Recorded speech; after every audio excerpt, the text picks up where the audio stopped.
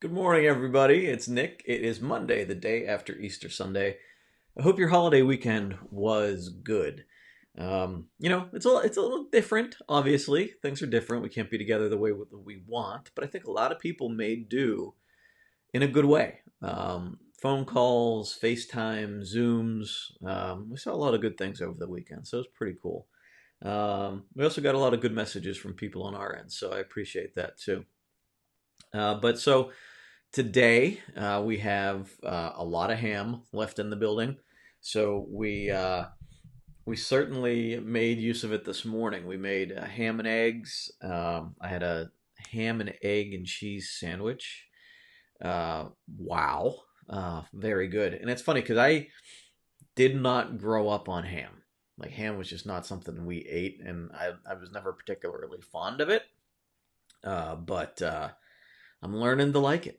I'm learning to like it. And I probably will through this week because we have so many leftovers um, and we even froze a lot and we still have a ton of leftovers. So I have a feeling that this week is going to be ham all the days, all the time. But how was your weekend? How are things going on your end? Um, did you have a good Easter? Did you make the best of it? We saw a lot of people doing church services online. They did some virtual services. It was pretty cool. So it's good to see all of that. Um, it's been good. Yesterday was we had breakfast together. Lynn made sausage and pancakes, and the boys loved it. They had chocolate chip pancakes. They were loving it. And then just we had I think we had leftovers for lunch, and then we made the ham. I took some time. I've been reading this book by Mark Manson. It's very interesting. It's been a page turner. I'm already halfway through it, and I only just started reading it last week, and actually took a couple of days where I didn't read it because I was too busy reading the news in the morning. But yeah, it's an interesting book. I'm in the section now where he goes like the 6 steps to start your own religion, and it's a tongue-in-cheek look at like how people choose what values they follow and how we do this as a society and individuals. It's very interesting. It's also a little disturbing because you can see it playing out. I've often had the thought that like our country, we start infighting because we don't have a common external enemy. Like World War II, it was the Germans, right, or the Italians and the Japanese. But like after that's over, things are fine for a while. But then we start turning on each other because we have so many. We start segmenting into different ideologies and we start fighting each other. And it's I'm only halfway through the book, and it's a book about hope. But halfway through the book, I'm like, oh my goodness, because you can see so many things, and it makes it seem a little hopeless. But I'm making my way through it, and we'll figure it out. But in the very beginning of the book, he talks about the thinking brain and the feeling brain, and how too much in either direction really hurts us. If you go all feeling, you're just kind of always just living for that numbing or like the feeling, and like you're just kind of like always trying to chase feeling good, which in the end doesn't work out well for most people. Or you're always in the thinking side of things, in which you're never living life with any kind of passion or feeling, and so the goal is to blend the two in a healthy way, which again is the whole point of this book, trying to blend both things. It's why we decide what we're focusing on, and it can be sometimes spiritual, can sometimes be personal, and sometimes it's business related or work related. um, but finding that good midpoint between the two, and sometimes we vacillate, sometimes we go heavy on the feeling, sometimes we go heavy on the thinking. And we've probably seen a lot of whiplash with that during this time, because this is stressful for a lot of us. So there's some times when you may have had to take a break and just decompress and go with your emotions, and then there's other times when you just need to get things done. Um, but he talks a lot about motivation and how people, like a lot of people tell you to crush your feelings and sort of like regardless of how you feel, just work and do whatever.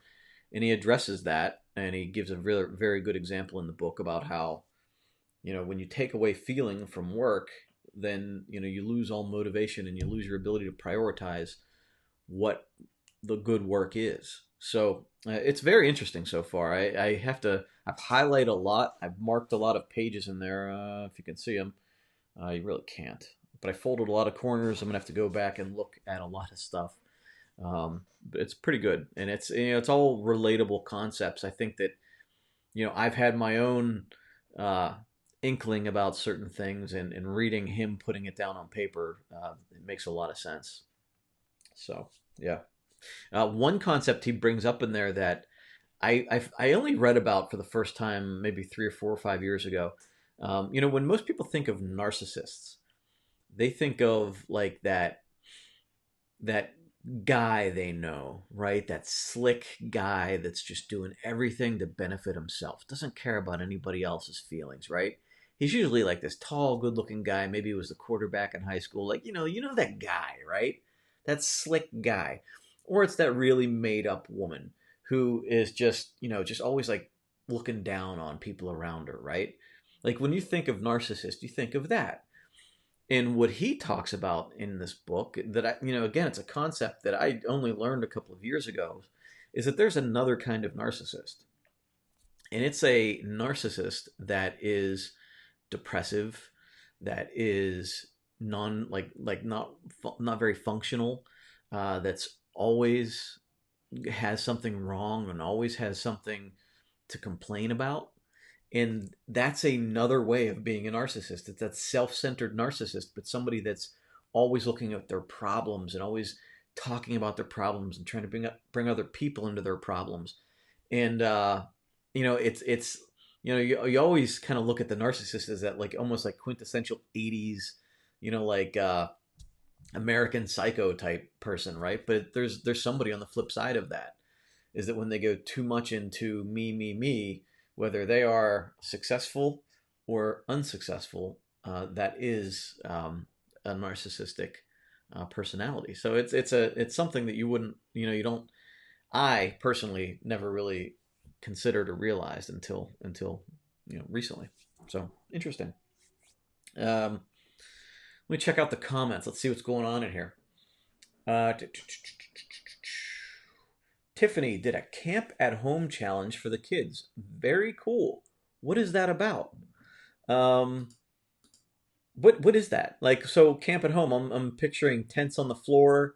I'm picturing s'mores in the microwave. What does that look like? Sleeping bags, all sorts of stuff in the living room, maybe.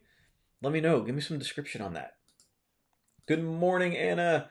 Good morning, Robin. Good morning, Lori. Good morning, Carrie. Pam. Happy Monday. Stacy, good morning. Good morning, Angel. Good to see you. Good morning, Lori. Jumped on late. The name of the book that I'm talking about right now is Everything is Effed. Although he cleaned up the book cover a little bit. He is the author of The Subtle Art of Not Giving a. So he likes to swear. It's his thing. But it's a pretty good book so far. It's pretty good. If you can't handle the dirty language, then you might not want to read it. But the concepts are pretty good. Let's see where we at. Helen, good morning. Angela, good morning. Jackie, when you have a new goal or dream, what should you do first to get started? Ooh, you're putting me to the test. I feel like for me, when I have a new goal or dream, I like to think it through maybe to a fault. So I envision like with the end result all the way down the road, right? And I've in the past just started moving toward it, right? So I would just start working my butt off. And what ends up happening there is I get burned out. I find out that I really didn't want that. I just kind of wanted it in the moment. Or like I waste a lot of energy because I'm doing things that um, are, just not in line with that goal, right? So like that's the way I used to do things. And I still sometimes kind of do, but not generally, not like from a business sense or like a major goal sense. But I do it more with like in hobbies. Like there's hobbies I pick up and then realize I don't like them and then I drop them. So I'm trying to bring that concept of thinking it all the way through. Like, what does this look like down the road? I try to bring it now more into my hobbies and things like that. But so what I do now um, is that I try to like envision what it looks like when I reach it, and then try to think about the work that it entailed, the things I may have sacrificed, and all the components of what made that happen. And if I still am all about that goal and understanding and realizing that sometimes it might be harder than I anticipate, if I still am all aboard with it, then I try to break it down into steps. And the easiest way to find those steps is to copy somebody else. And I know, like, we don't want to say like that we're plagiarists, but a lot of times people, and this is where like online courses have helped me a lot. Like, there are other people that have already walked this path. And if you think about it, if you relate it to regular education, whether you're learning finance or earning a medical degree, you're learning what other people have already learned and failed and succeeded doing, right? So what I do when I'm trying to reach a goal is I find everybody else that's been successful doing it, not everybody, but try to find the people that are more compatible with me, that I sort of mesh with, whether it's somebody online or whether it's somebody close to me physically, and I try to see what they did to be successful in this area, and I follow their process. As much as they're willing to share, and hopefully it's a lot. I follow their process because they'll have step by step, timelines, mistakes they've made, things that they would never do again. They'll also have a very good idea of what the real cost of this is, whether it's time, money, relationships, stress, whatever that might be. And so, in summary with it, I would look at the goal, make sure that, envisioning it and always kind of bringing it back to this, am I still willing to pay the price, whatever the price is to reach the goal, time, money, relationships, whatever. And if you're still on board, then you find other people that have reached it and find what their process is. And then follow the process, right? You're sort of doing the same thing with Define My Day. This is the process that I used to align my daily actions with where I want to go in life, with my purpose and my values, right? And so if somebody wants to be successful with this, they're going to purchase the book, they're going to follow me, they're going to follow the process, and we're going to kind of grow in it together here, but they're going to follow the process. It's when you don't follow the process that things start to fall apart. Like, a lot of people want to edit it to fit their current needs. And this actually, Jackie, now that I'm thinking about it, fits exactly into what we're talking about today. My title, which is like, if you look around, are you happy with where you are right now? Why and why not? It's because a lot of people you pick a diet, or you pick, a career track, and then you automatically, not you, I'm not saying you do this, but people automatically from the very beginning start trying to make it fit what they do now, right? So they're disregarding any of the necessary growth and change that needs to happen to become this person and try to shortcut it, which generally does not work. The real shortcut is following somebody else's successful progress and doing all the things that they wanted to do. So whether you want to be a millionaire or you want to lose weight, you have to follow the process. You can't take what you like out of paleo and what you like out of Weight Watchers and put them together and be successful, because generally, both plans, if you take what you like out of them, you're just adding all the junk that you can take a little bit out of one and a little bit out of the other, and it makes it enjoyable or worth dealing with. But instead, you're just kind of making them like unsuccessful. So, did that make sense? Did that answer your question? I feel like that's almost made it harder, but it's not. So basically, find a good plan. Find somebody that's done it and follow their process. And then once you're successful and you're used to it, then you can start making improvements on that process, and that's how you get better than the guy that originally started it or the woman that originally started it, right? So medical experts, like people go to medical school, they do a residency, they become doctors, they do all this work, they follow the same process and the same track that thousands and millions of doctors before them followed. And then they start becoming better than the people that came before them because they followed the track and then they leapt off of that platform to do more, whether it's research or surgeries or whatever kind of breakthrough thing that people come up with. So very seldom do people come up with a breakthrough in the very beginning and change the game. It can happen, but usually they've also done a lot of work years beforehand, following somebody else and learning, whether it's a basic programming language or whatever.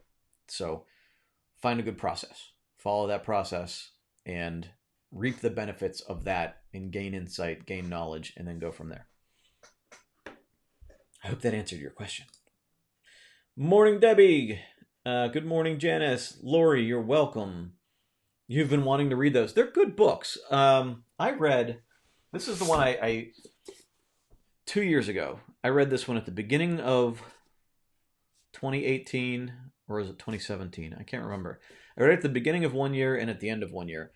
In 2017, I believe, was maybe the year that I started pulling away. So we're going back to that lobster story.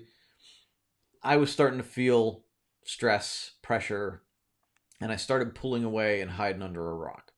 I pulled away from certain relationships.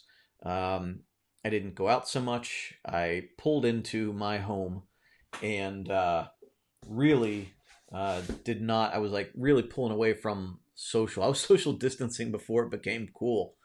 And I really tried to detox my life from some people. And reading that book was part of that, right? Like, and the basic concept is that we have a limited number of F's in our life, and we can't spend them willy-nilly. We have to figure out where we want to invest our F's and go that direction. And I found myself with that perspective investing my F's in many places and places that didn't really matter. So I really started to back off a lot. And then I was doing Define My Day and all of these things that I was, whether it was the Miracle Morning process and all that stuff. And I again read the book at the end of the year and really saw a lot of change, a lot of positive change. I still had a lot of things, a lot of places to grow, but I felt so much better, so much better. So it was a life-changing book for me. And so I'm looking forward to getting through this one. Although right now in the middle of it, I'm going, I'm not feeling too hopeful so far, but we'll see. I think it's going to get better. Angel, you're starting Angel starting a new journal today. Angel, I am too. I was starting a new journal last week, and I ended up not. I did a bad job with Define My Day last week. I filled out the first couple of pages well, and then kind of fell off as the holiday approached. So what I ended up doing was just writing in some back pages of my new journal, and I erased with my nifty erasable pen. I erased what I filled in the first couple of days, and I'm starting over with that one this week. So I'm on the same page with you. Speaking of friction pens, I just started using this erasable highlighter in this book. It's pretty stinking cool. I haven't used the highlighters too much, but I'm liking it now because I can go back and see what I wanted to read. Stacy, what do you got here? Wow, you just blew my mind in a good way. Out of all the people and books I've listened to, I don't recall anyone else ever talk about looking at. I'm sorry, I can't read right now. Out of all the people and books I've listened to, I don't recall anyone else ever talking about looking at the "Are you willing to pay the price of the goal?" Oh yeah, right. Maybe that's another more in-depth video. I think that huge thing about most people don't talk about. The book, the Blue Book sounds great. Thank you for the share. I did the Audible from the first book. Was great. Yeah, it was. It was. Um, and yeah, so it's funny. A lot of people like on the whole goal thing. Um, a lot of people, it's easy. Like the cool thing to do on social media is like chase your dreams and go after what you want and rah rah. And it's like this feel good, but it's like there's a lot of hard work that's in there. And I feel like some people have touched on it, but it's not the cool thing that gets passed around a lot, right? And so, really, I feel like if we want to get people out of this vicious cycle of hopes and dreams and then dashed hopes and dreams and the feeling of failure and like this constant hamster wheel of BS, I feel like we have to teach people how to realistically look at things, value like hard work, but hard work in the right direction. We should work hard. We should be mindful. We should be focused.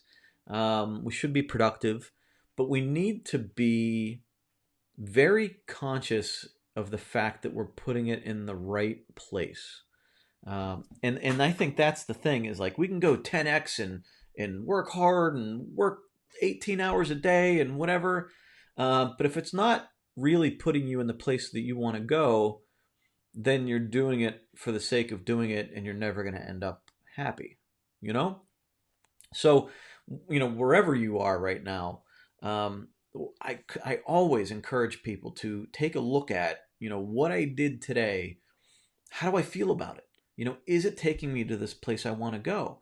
And a lot of times the answer is no.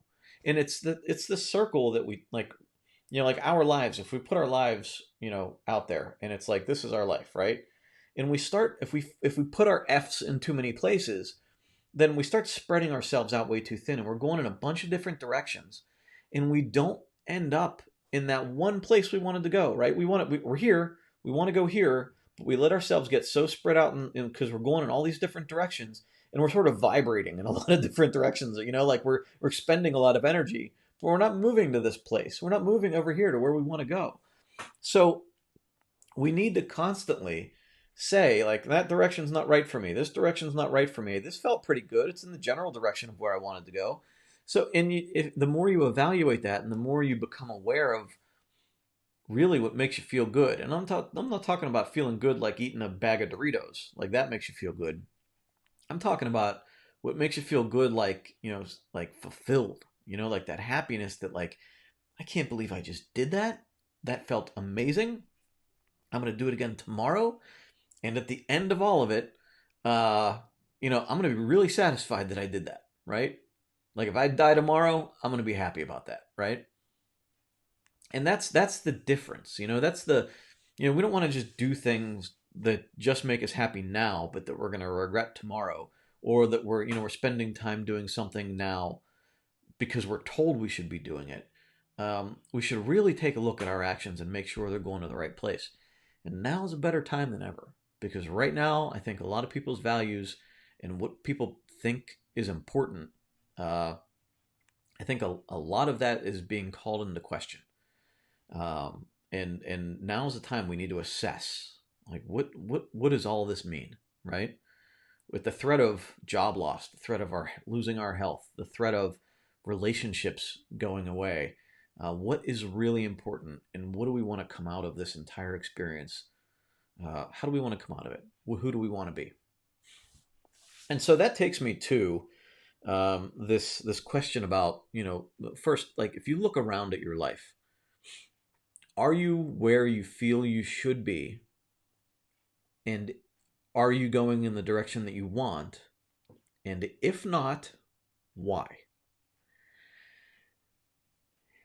And I think that's an important question, because if your immediate answer in your mind was about somebody else did something, or somebody else didn't do anything, or they did something to you or whatever, then you're not taking responsibility for where you are. You're putting it off on somebody else, and you're never going to change anything by doing that. So it doesn't matter what the price of gas is, it doesn't matter who's in office. Like, it all has an impact, but we have to navigate it. And so my question to you is, what are you doing today that's going to lead you toward where you ultimately want to be? Now, you have to analyze where you want to be. You have to ask, like, if that's really going to make you happy in the end. You know, all the stuff we just talked about, the goal, right? But say you've decided, like, this is what I want. Are you doing the work now that's required of you to get there? If the answer is no, why? Are you overwhelmed? Are you scared? Is it something you really don't want and it's just something you kind of thought looked good? You know, whatever the answer is, you really need to evaluate it. And so, and that's why every day, you know, how do I feel about this? We need to be looking at that all of the time. And if you constantly find yourself avoiding the action that you know you need to take, so we talked about the goal, right? I'm sorry, who was that? Jackie. We talked about that goal. And we look at the goal and we say, this is what I want. If I get here, I'm going to be incredibly satisfied. I will look back on my life and know that I accomplished this thing, and it will make me 100% satisfied with where I spent my time. So fine. So we look at the work that it entails to get there, and we get a plan. And if we don't follow that plan, why? Is it simply because we didn't want to put in the work to do it? And if that's the case, why not? Is it just bad habits? Is it because we really didn't want that thing? Is it because of what? We fooled ourselves into thinking that maybe we could figure out a shortcut or an easier way? The bottom line being, it's on us to get there. Nobody's going to hand it to us. Sure, there's environmental variables that happen. There's sickness. There's economic issues. There's leadership issues. There's the feeling of being boxed in with whatever might be going on in our lives, whether it's relationships or financial problems or whatever. All of that needs to be navigated. So what are we doing now to properly navigate that? And if the answer is nothing, well, I mean, that's going to cause some problems, right? That's going to cause some feelings that you might not really want. It's going to cause some anxiety.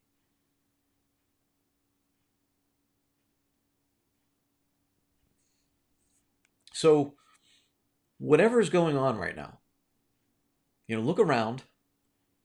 What can I be doing today to keep moving toward what I want in life? Relationships, from a financial security standpoint, from a career standpoint. I want these things. I would constantly ask why you want those things to make sure it's important to you every day and that it maintains its importance as you grow. But then, you know, what am I doing today? You know, I want a relationship with my spouse. Well, did you spend time with your spouse today? Did you tell them I appreciate you?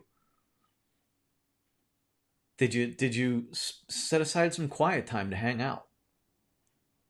If the answer is no, well, why?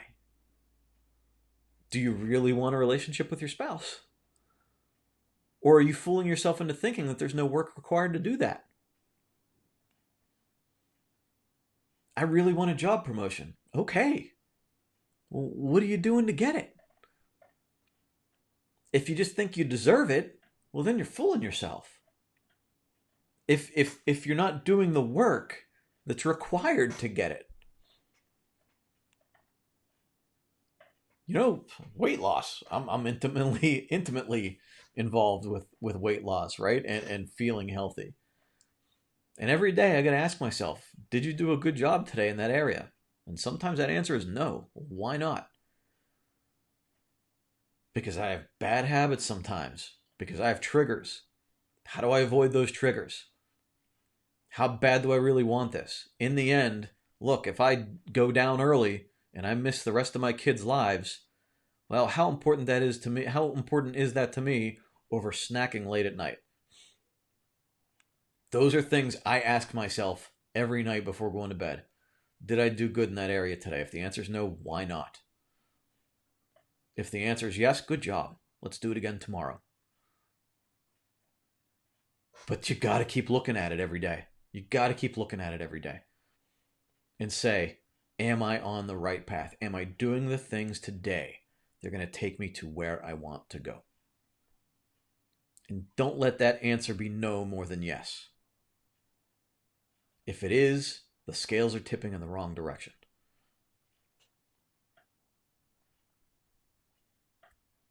I'm going to check out some comments here.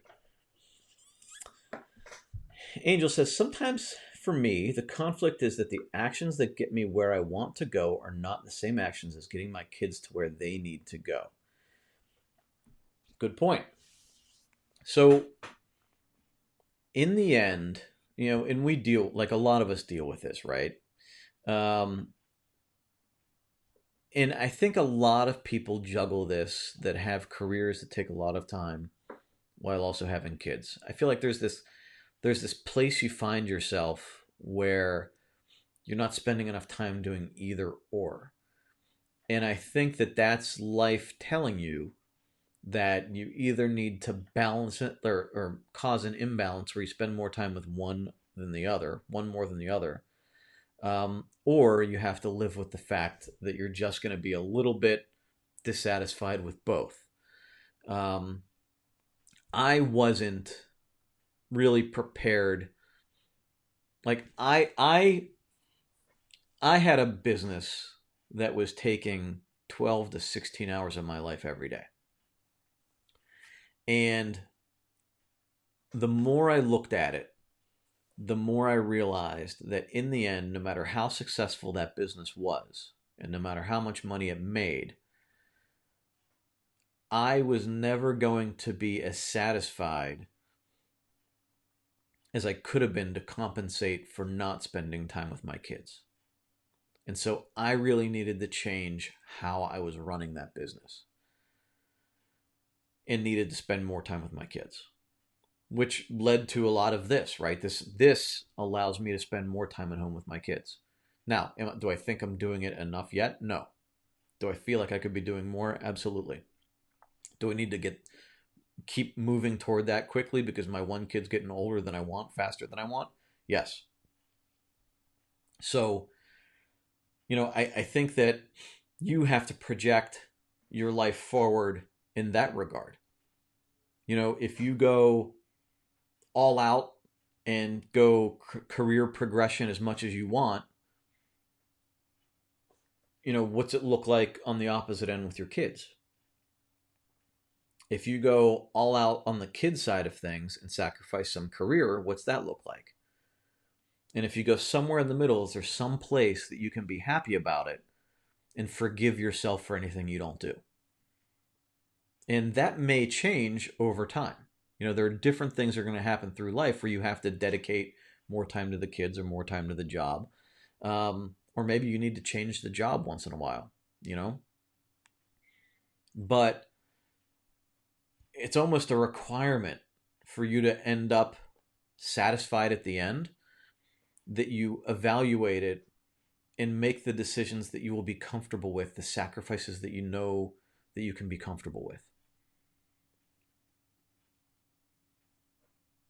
And for me, I swayed it more toward my kids, at least now. I wasn't willing to let life outside of me influence my kids more than me, which I feel like sometimes is going on when we let their friends influence them too much or outside influences influence them too much. And I feel that way a lot when I let them play video games too much. If they've been on their PlayStation or Nintendo all day and they're just talking to other kids all day, I feel like I didn't give them enough. And sometimes enough is not as much as we think. I feel like if I could have broken it up and given them 2 hours in a day at different points throughout the day, like, 15 minutes here, a half an hour here, whatever, um, like that could have been enough. And a lot of times I think, it's that repetitive message, right? It's not necessarily the quantity of time, but it's that quality of time. It's that, focused 15 minutes of having a conversation. In fact, right before this session, we sat down for breakfast.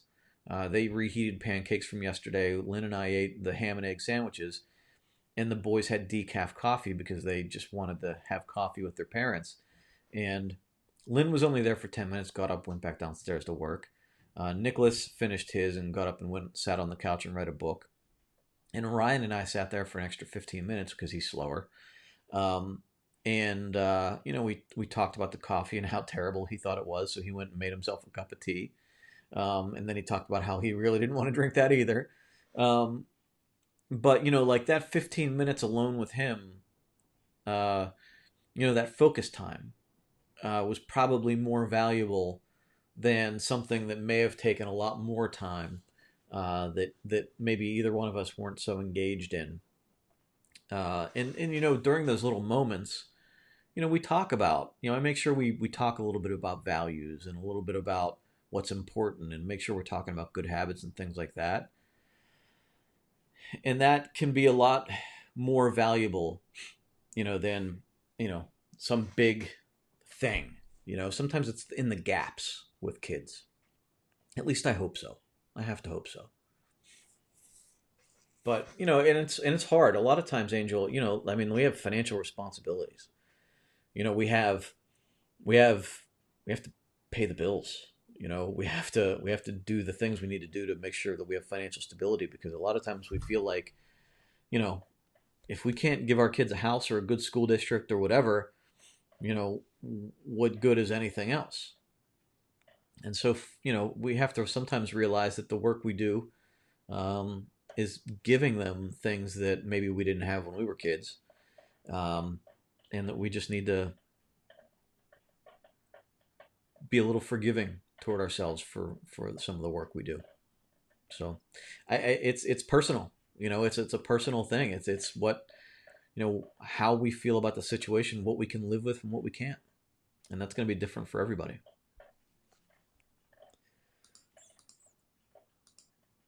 Good morning, Suzanne. You're making me jealous. Orange Park is warm today.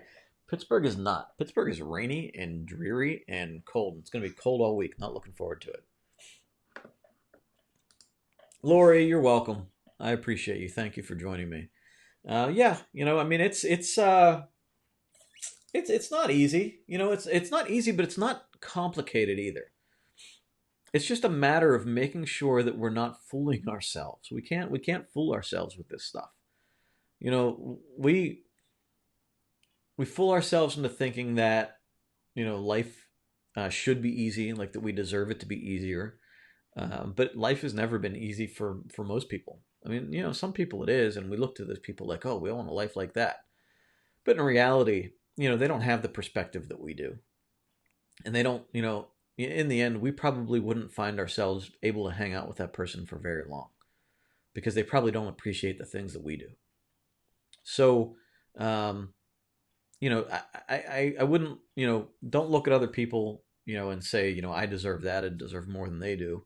And a lot of times they've put in a lot of work that maybe we didn't, and maybe we need to look at that too. So, I think in the end, as I'm talking that through, I think it's maybe we need to look at other people a little bit less and just focus on what we're doing. Who's around us, who's in our immediate circle, what are we doing to get what we want, and not look at other people in either jealousy or admiration, and spend more time worrying about what we're doing. And that's probably one of the biggest things for me over the past couple of years is stop looking at what everybody else has and doesn't have. And when you stop doing that, you start blaming other people. You stop blaming other people. You stop being envious of other people, and you stop being worried about what other people think so much, and you spend more time just doing what's in line with your values. Focus on you, boo. That's right, Brenda. Focus on you. I think that might solve a lot of the world's problems.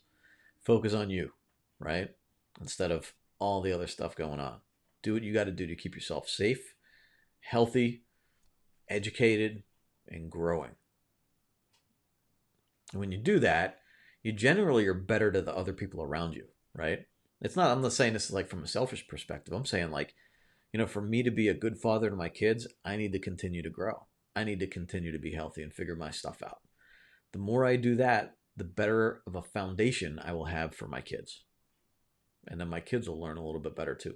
Same thing with my wife and my friends. And I'll build better relationships because people are going to understand where I'm coming from.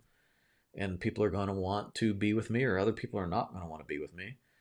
But those relationships will be a lot more authentic, Gene says, I call it accountability. Absolutely. It's one of my favorite words. If you want to reach a goal, ultimately we have to hold ourselves accountable for our actions or lack thereof. This is where I'm stuck and know it. Yeah. Yeah. You're absolutely right. Accountability is a big word. It's one that a lot of people shy away from. A lot of people shy away from that. Responsibility is a big thing too. And hey, Kathy, yeah, you jumped in late. Yeah, we had a good conversation today. Thank you for watching. Even if you're late, it's okay. Yeah, I think responsibility is big, and there's that one. There's a saying, like, no matter what's happened to us, it may not be your fault what happened. Whether it's health or financial or whatever, it might not be your fault, but it is your responsibility to deal with it, right?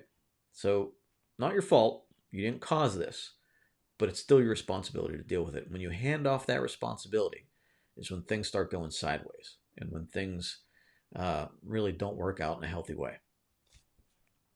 Stacy says, thank you very much. You rocked it today. Thank you. I appreciate that. I think the price we pay for things is a little dirty secret few people want to talk about. Yes. Yes. One of my instructors recently was telling us anytime we train with him, we always pay 3 times. 1 in money, 1 in the time to train, and 2 in the time to train. 3, are we going to use the tools or waste it and let them get rusty? Yeah, that's a good one. So let me read that again. You pay 3 times anytime you train. 1 in money, 2 in the time, and 3, are we going to use the tools or waste it and let them get rusty? Or let them deteriorate, right? Like even more than rust, like fall apart. I like that. And a lot of people, it's funny because a lot of people focus on the money, right? But in reality, time is the most expensive resource we spend on anything. You might get, a course or a tool for free, but it's the time you spend or don't spend on that thing that really makes the difference. You could spend a ton of time on something that's valueless and waste all of that time. Or you can spend 0 time on something incredibly valuable and you've also wasted a lot of resources. So spending the appropriate amount of time on something appropriately valuable is a function that I think a lot of us need to focus on more. It's that mathematical equation. Time and value. And spending the appropriate amount of time on a thing with the appropriate value gives you the result that you want in life. Spending a disproportionate amount of time on something that has no value will lead to bad results. Spending a lot of time on things that have a lot of value give you great results. So, and you can mix and match those things and come up with differing results. So, yeah, I like it. Well, thank you. I'm going to head out and spend some time doing some things I got to do. One is getting these podcast episodes up. So I have like 4 podcast episodes that are going to be loaded up to Apple Podcasts in the next few hours. So look for those if you are somebody that likes to listen. All the past few weeks of episodes are going to be live on Apple Podcasts, Google Podcasts, and Spotify. But we are always here at 10 o'clock in the morning. And we are on the facebook.com/defined life page at 3 o'clock on Thursday afternoons. We do our happy hour episode there. So if you want to grab a drink and hang out with me at 3 o'clock on Thursdays Eastern time, we can certainly do that. We've made that one a little bit lighter a little bit more conversational and not so deep. Debbie says, and if life circumstances change, walking away from something that no longer serves you is okay. Absolutely. Sometimes we need to go down the wrong path and open the wrong door and realize that, yep, this is not where I want to go. And then we close that door and never do it again. It's if you keep going through that door, then it's like, what are we doing here? Angel says, I just got really bad news for my daughter. Not looking forward to letting her know that her summer camps have canceled. Yeah. Yeah, that's not good. And there's a lot of things that we're gonna have to be dealing with, and now the big thing is um, the seniors, right? Not getting their graduations and all the other stuff, prom and all that. So that's a it's a big deal. I think my feeling about that, and I'll close on this thought. The I understand that it's sad for seniors to be missing this stuff, and it's sad for her to not be going to summer camps and things. But I also feel like the lesson for seniors, and maybe I'm a little bit jaded because I don't have kids this old yet.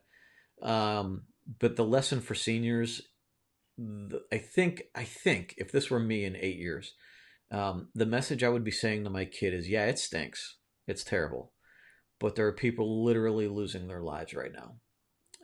There are people literally losing their jobs. There are medical workers going to work 12 hours, 14 hours a day, risking their lives every day. So I understand it stinks that you're not graduating the way you would want, but in perspective, there's a lot of other people losing a lot more than that, and you are going to be a better person for going through this if you go through it in the right way. If you go through it kicking and screaming and throwing a tantrum, uh, I think there's lessons to be learned there too. So yeah. So and yes, and Debbie, I think this is it. Showing our children how to cope with their disappointment with grace is essential, and I think that's it. And I think the thing I object to, and maybe it's just my perspective, is that I don't know. I don't maybe I'm just being callous. I don't know, but I feel like there's a lot of people boo-hooing it, um, and I wonder if that's really the way they're handling it with their kids. I don't know. I don't know. But I think Angel, I know with you and handling, I mean, you don't want to give her the news, and it's going to be hard. But I have a feeling you're going to deliver it in the right way, right? But you just kind of hit a topic for me that's been rolling around in the back of my mind as I watch people talk about their seniors and what they're missing out and what's being stolen from them. Um, there's other people losing a lot more, and I feel like that needs to be something that's said to these kids. Um, yeah, and Carrie, you have a education perspective on this. They don't realize it now, but it can build resiliency. Absolutely. Absolutely. They're going to be that grandfather in like 60 years. You're going to be like, when I was a kid, I didn't even get my graduation. Like they're going to be talking about that whole thing. Um, yeah, and Diana, you're right. Our children are paying attention to how we're handling this. And I think that if you're a parent and you're not showing strength, I mean, you don't have to be unrealistically strong. Like you can show some weakness once in a while. And there's strength in explaining to your kids that now is a really stressful time. And, I'm really stressed out. I'm a little scared right now. But I have to have faith that things are going to work out and we're going to keep doing what we need to do to keep ourselves healthy and to keep our jobs. Or like, we are going to find a way, is the message to give kids, right? If you're blaming everybody else and blaming people and like, oh, no, this is not right and we don't deserve this, and like all you're doing is teaching your kids to blame other people for their problems, and that's not a lesson that the kids should be taught. It's not a lesson anybody should be taught. Again, we're talking about responsibility. So yeah. So yes, absolutely. It's not just our kids that are paying attention. It's our friends and our family. Like there's perspective I've had to deliver to some older people too. They're complaining about young kids, and like there's always different perspectives, and trying to understand, and some of them are really hard to understand. But it's it's seek first to understand. We keep going back to that, right? So, all right, well, I'm going to end on that. I'm going to go and get on my way. I got to get these podcasts up and do some other things we got to get going for today. But I appreciate all of you guys joining me. Take care. Have a great Monday, and stay safe, stay healthy, keep moving forward, and I'll talk to you soon.